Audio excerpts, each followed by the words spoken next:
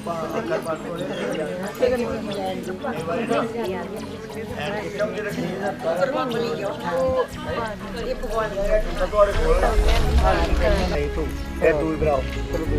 द्वे जय विष्णु स्वामी तीसरी ओम त्रीणी राय से गोखाय विष्णु स्वामी ओम चतवारी विष्णु स्वामी ओम पंच विष्णु स्वामी ओम षड षड ऋतु व्यो विष्णु ओम सफेद विष्णु मारो ना पंगी बता